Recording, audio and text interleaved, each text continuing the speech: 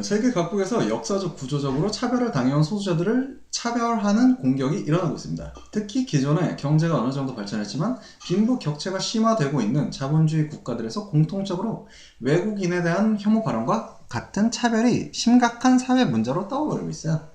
이 책에서는 혐오 발언이 불러일으키는 해악, 이에 대응하고자 노력해온 국제사회의 인권 기준과 그 형성 과정을 살폈고, 나아가 표현의 자유를 보장한 것과 혐오 발언에 대한 법적 규제를 어떻게 조화시켜야 할지 논했습니다. 또 혐오 발언 문제에 각국이 어떻게 대응해 왔는지, 이런 경험에서 무엇을 배울 수 있는지 알기 쉽도록 각국의 사례를 소개했어요.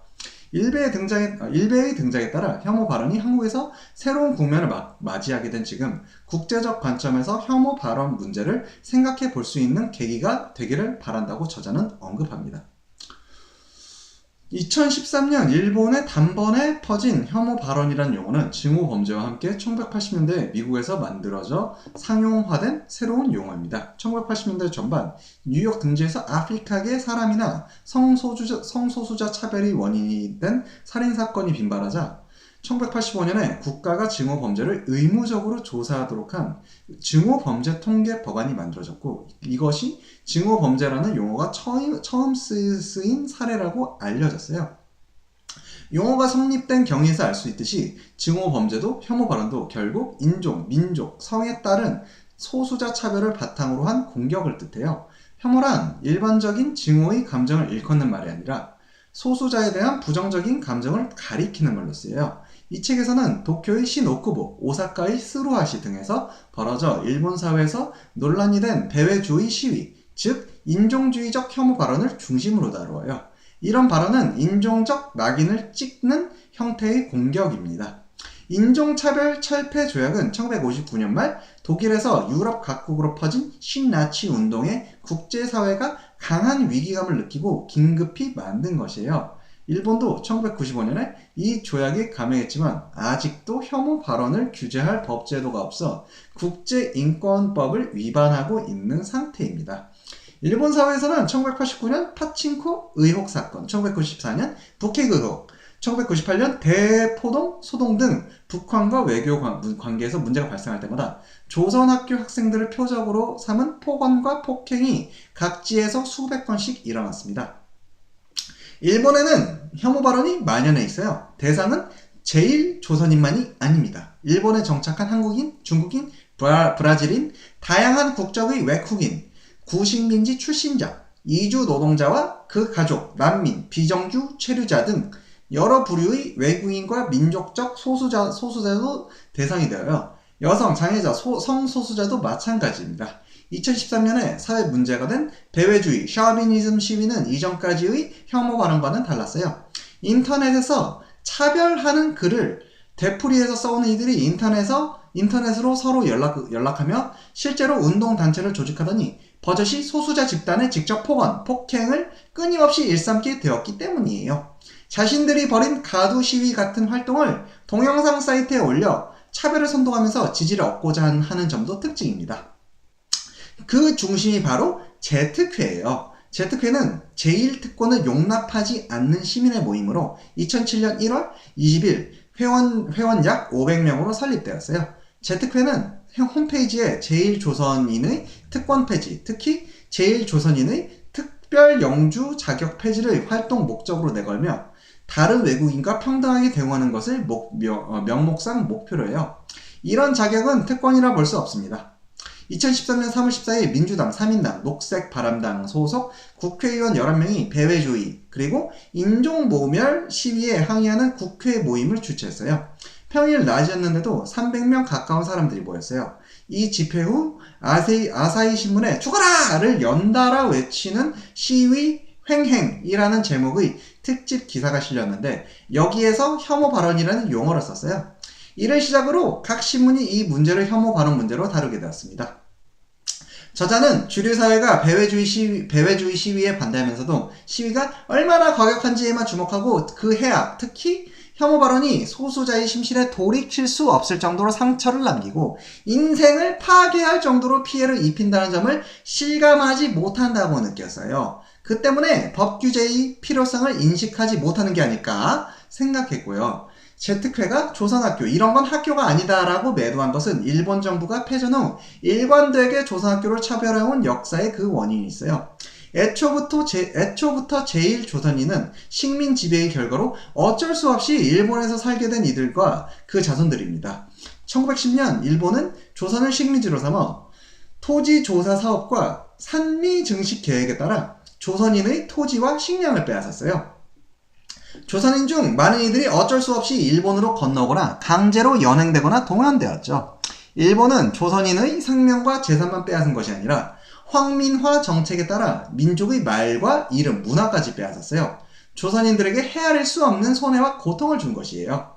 1945년 8월 조선이 해방되자 일본에 있던 조선인들은 빼앗긴 민족의 말과 문화를 되찾고자 일본 각지에서 국어 강습소를 열었어요. 이것이 발전하여 1946년 9월까지 일본 전국에 600개 가까운 조선학교가 설립되었습니다. 하지만 문부성은 1948년 1월 제1조선인 어린이들이 조선학교에서 배우는 것을 금지하고 이듬해 10월 조선학교 폐교령을 내렸습니다. 1952년 샌프란시스코 강화 조약이 발효되자 일본 정부는 구식민지 출신자에게 국적 선택권을 부여하지 않고 일방적으로 일본 국적을 박탈해 이들을 권리가 없는 외국인으로 만들었어요. 당사자들의 요구와 조선학교 지원 운동에 힘입어 각 지자체들은 문부성의 강한 압력에 맞서 조선학교를 차례로 각종 학교로 인가했습니다. 그리하여 1975년 일본 전국의 조선학교가 모두 인가되었어요. 그러나 일본 정부는 조선학교의 재정을 전혀 지원하지 않았습니다. 각가지 면에서 조선학교를 법적으로 차별해왔고요. 조선학교를 사회적으로 인정하는 분위기가 강해지자 이 흐름을 막은 것은 2002년 9월 북일 정상회담 이후 정부와 언론의 북한 때리기였어요. 일본인은 피해자이고 조선인은 가해자이므로 이들에게 무슨 짓을 해도 괜찮다는 사회적 분위기가 형성되었습니다. 조선학교 학생을 비롯한 아이들에게도 폭언과 폭행이 잇따랐고요. 인터넷상에서는 제1조선인만큼이나 불황민에 대한 혐오 발언이 넘쳐납니다. 차별을 받아온 불악의 지명이나 개인 이름 같은 정보를 인터넷에 노출시키는 것이 특히 악질적이에요. 일본군 위안부 제도로 희생된 이들을 거짓말쟁이 매춘부라고 악의적으로 매도하면서 상상할 수 없이 큰 고통을 주는 자들이 민간의 인종차별주의자들만은 아닙니다. 공인의 폭언을 살펴보면 민간의 인종차별주의자들이 권력을 가진 자들의 폭언을 따라한다는 점을 알 수 있어요. 미국은 1865년 노예제가 끝난 이후에도 1960년대까지 인종분리 정책과 법적 차별을 유지했습니다. 아프리카계 사람들을 대상으로 한 린치와 살인, 폭력, 폭언이 횡행했어요. 1950년에서 60년대에 일어난 공민권 운동에 따라 공적 차별은 폐지되었습니다. 공민권 운동은 미국에서 1950년대부터 흑인과 소수자 집단이 교육, 주거, 선거, 사법 등 각 분야에서 차별에 항의하고 백인과 동등한 권리를 보장하라고 요구하며 일어난 운동이에요. 그러나 미국 사회의 차별은 더 뿌리 깊은 것이었어요. 1980년대 미국 대학교에서는 비백인과 여성의 입학을 차별하는 사건이 빈발했습니다. 당사자와 교수 등을 중심으로 차별 표현 시정이나 금지 등 언어를 중심으로 문화적인 차별을 철폐하고 정치적 올바름을 요구하는 운동이 고조되었습니다. 이에 따라 많은 대학이 혐오 발언을 포함한 괴롭힘, 행위 전반을 막는 규제를 채택하게 되었어요. 이러한 규제의 합헌성을 둘러싼 논쟁이 미국에서 사회 문제가 되면서 혐오 발언이란 말도 널리 퍼졌어요. 국제인권법에서 소수자가 누구인지 확립한 정의는 없습니다. 다만 유엔 차별 방지 및 소수자 보호에 관한 소위원회의 특별보고관 카포토르티가 1977년에 제출한 보고서가 있어요. 이 보고서에서는 민족적, 종교적, 언어적 소수자에 속하는 자의 권리에 관한 연구에 나온 정의를 언급했어요. 소수자란 한 나라에서 다른 주민보다 수적으로 열세인 집단으로 비지배적인 입장에 있으며 해당 국민이지만 나머지 국민들과 다른 민족적, 종교적, 언어적 특징을 갖는 동시에 자기 문화, 전통, 종교, 언어를 유지하고 암시적으로라도 연대의식을 보이는 자예요. 용어의 형성 과정과 정의, 법 규제를 둘러싼 논의를 살펴보면 혐오 발언은 성희롱과 공통점이 많습니다. 성희롱을 한 가지로 정의할 수는 없겠지만 넓게는 일정한 사회적 관계를 이용하여 행해지며 상대방 의사에 반하는 성적 언동을 가리켜요. 혐오 발언은 소수자를 표현으로 괴롭히는 것이라고 할 수 있죠. 성희롱이 지배적인 지위를 이용하여 성적으로 괴롭히는 표현 행위라고 한다면 혐오 발언과 내용이 겹칩니다. 예를 들어 핀란드의 차별금지법에서는 차별의 정의 가운데 하나로 괴롭힘, 즉 협박, 적의, 모욕, 굴욕, 공격적 환경을 만듦으로써 의도적 혹은 사실상 어떤 개인이나 집단의 존엄, 품위를 선상하는 것을 들어요. 여기에는 혐오 발언도 포함됩니다. 성희롱은 1970년대 미국에서 형성된 용어예요. 당시 미국에서는 여성 노동자가 증가함에 따라 직장 내 성적 괴롭힘이 빈번하게 일어났어요. 여성 노동자들이 소송을 제기하는 한편으로 다양한 방식으로 향유해 성적 괴롭힘을 사회 문제로 끄집어냈고 성희롱이라는 말이 만들어졌으며 널리 퍼졌어요. 혐오 발언도 성희롱도 미국의 반차별 운동에서 만들어져 일본에 도입된 용어라고 할 수 있어요. 이전까지는 수면 아래에 있던 문제를 언론이 다루기 시작하면서 급속하게 사회 문제로 떠오른 것이에요. 미국에서 외래어로 들어와 비로소 사회 문제가 되었다는 점 자체가 일본 사회가 미국을 따라간다는 점을 보여주지만 국제적으로 발전한 대처 방식을 배우는 것은 의의가 있습니다. 성희롱 규제는 피해 정도에 따라 강간, 강요, 협박 등과 같은 형사죄, 불법 행위의 민사죄, 일회성 성적 발언처럼 위법이라고 할 수는 없으나 윤리적으로 문제가 있는 회색지대 3단계로 나뉘어져 있어요. 혐오 발언을 규제하는 방식을 만드는데 성희롱 규제 방식의 단계를 참고할 수 있을 것입니다. 실제로 성희롱 규정을 참고로 혐오 발언 규정을 만든 각국 사례가 있어요. 혐오 발언은 소수자에게 침묵을 강요하는 효과가 있습니다. 소수자는 자괴감과 무력감 탓에 반론할 말을 잃어요. 뿐만 아니라 소수자가 피해를 호소하고 반론을 제기하면 이로 인해 새로운 공격을 유발하는 표적이 되기도 합니다. 이 때문에 소수자는 피해를 호소하거나 반론하기를 두려워해요. 소수자의 고통은 사회적으로 나타나기 어렵습니다. 소수자가 발언할 기회가 없다거나 상대적으로 억압되어 왔기 때문만은 아니에요. 소수자는 약하게 보이고 싶지 않아서 피해를 말하는 것을 주저하기도 합니다.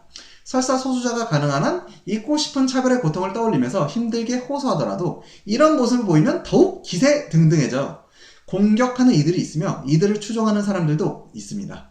또 소수자가 차별의 고통을 표현하더라도 주류 사회는 소수자의 고통을 깨닫지 못하거나 관심이 없다는 이유로 분별 없는 반응을 보이기도 합니다. 소수자는 이런 경험들이 쌓여온 결과 발언해봤자 상처만 더 커질 뿐이니 참는 쪽이 낫다고